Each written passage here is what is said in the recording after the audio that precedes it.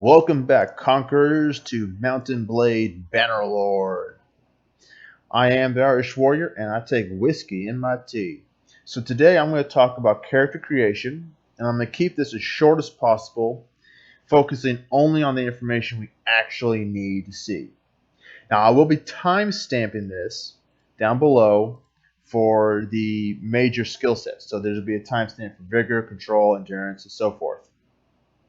And I'm going to hit on what you need to do to get each individual skill as high as possible. So, for instance, one-handed, two-handed, polearm, and so forth.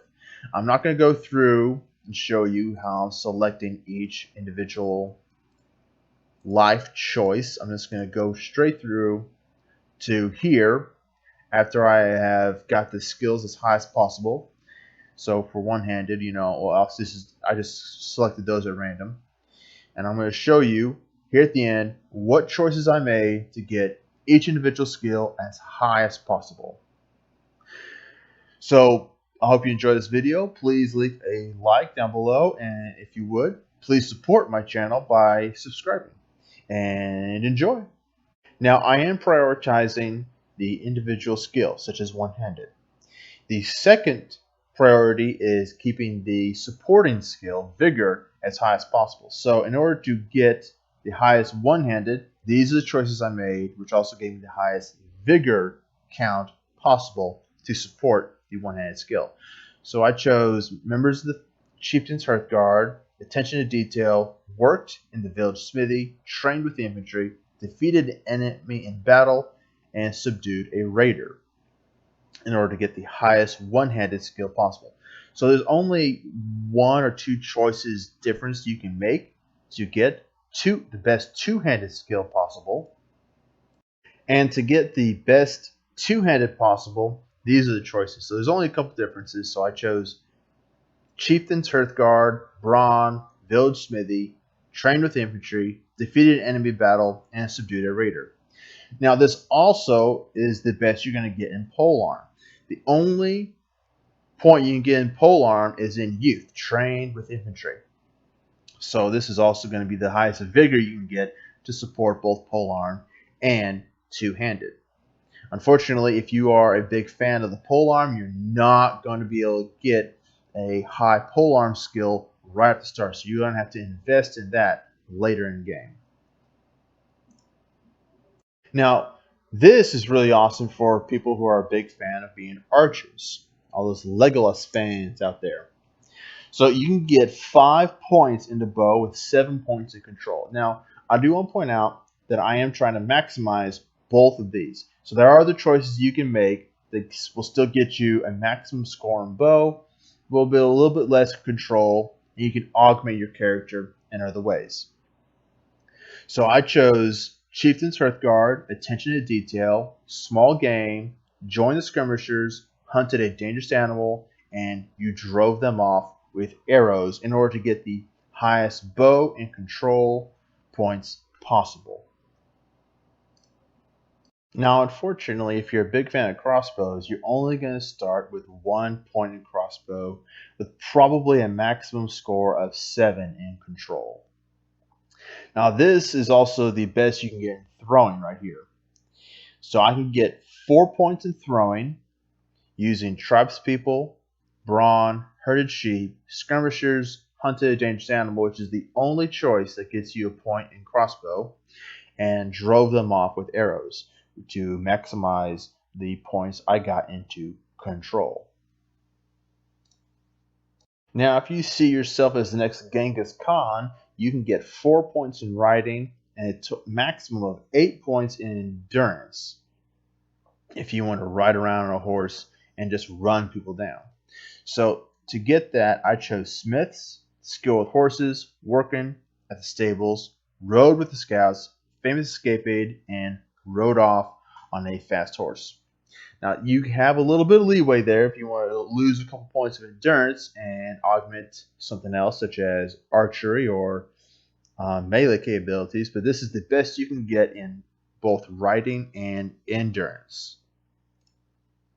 So you can get a maximum athletics score of 5 points with an endurance of 4 points. I used tribespeople, attention to detail, herded the sheep, rode with the scouts, famous escape aid, and subdued a raider. Now, this does not give as high an endurance as I would like to support the athletic skill, but this does give you the highest score you can get in athletics itself. And if you want to be able to make your own weapons in the game, you can get a starting score of 3 points in smithing with 6 points in endurance.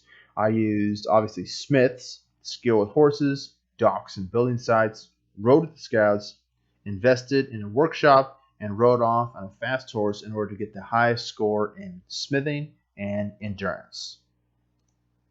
And to get the highest scouting score and a cunning score of 6, I used foresters, leadership skills, herbs in the wild, camp followers, saved your village from a flood, and you rode off on a fast horse. And this brings us to the third trait that you can max out, tactics, with a score of 5 and a cunning of 7. I used foresters, leadership skills, small game, camp followers, saved your village from a flood, and you tricked the raiders in order to maximize the tactics skill, which can be really useful if you are using a lot of combat tactics, going to battle a lot. I personally don't use tactics a lot. I just use my own personal good judgment, which usually works. But on the other hand, if you fancy yourself a devilish rogue, you can get 4 points into roguery with 5 points into cunning using bards, leadership skills, hunted small game, marched with the camp followers, you had a famous escape aid in town, and you tricked the raiders. And now we have another opportunity to have a maxed out skill right at the beginning of the game, with charm coming in at 5 points, with a social score of 7, using bards, your way with people, sold produce at the market, marched with the camp followers, you treated people well, and you organized the travelers to break out.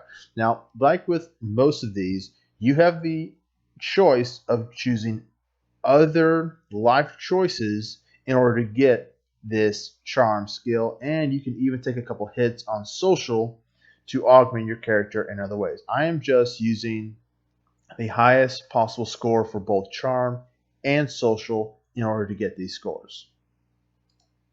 And the choices to get the highest leadership skill are really not that much different.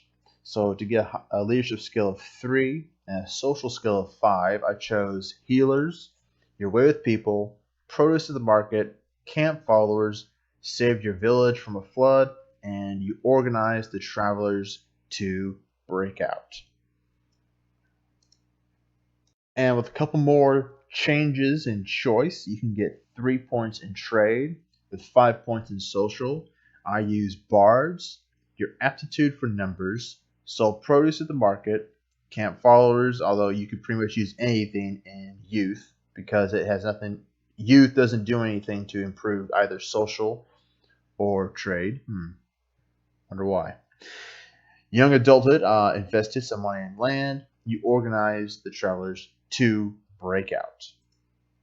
Now, unfortunately, if you want a higher steward skill starting out, you're only going to be able to get 1 point with 6 points in intelligence. Fortunately, stewardship is not something you need early on because it'll be a little while at least before you actually get your first settlement or town in which to manage anyway. So you can invest in that later on if you need to. But you can start off with a maximum intelligence of 6 supporting that steward skill. Now you could probably increase your intelligence with other choices, but this is the choice you'll need to make in order to get a point in steward starting off with 6 points in intelligence using healers, your aptitude for numbers, repaired projects, stood guard with the garrisons, you treated people well, and you organized the travelers to break out. And if you want to keep your people healthy and strong, you can get 3 points in medicine with 5 points in intelligence using healers, skill with horses, herbs in the wild. Now, these next three, guard with the garrisons, invested money in land, and organized travels to break out, you can pretty much choose whatever you want. Only the young adulthood and youth provide a point for intelligence. So the last one, organized travels to break out, you can choose whatever you want to augment your character as. That does nothing to improve your intelligence or your medicinal skills.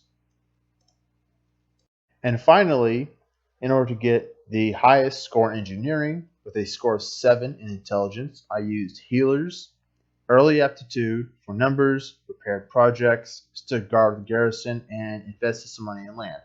And like with medicine, story background makes no difference on your intelligence or engineering rating, so you can choose whatever you want here to better augment your character.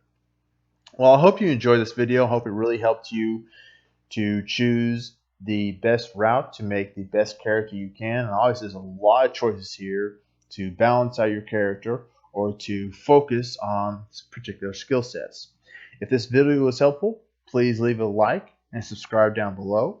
And if you think you see something that I may have missed, please comment down below. Or if you have a difference of opinion on what makes up the best character possible, also please comment down below. I am the Irish Warrior, over and out.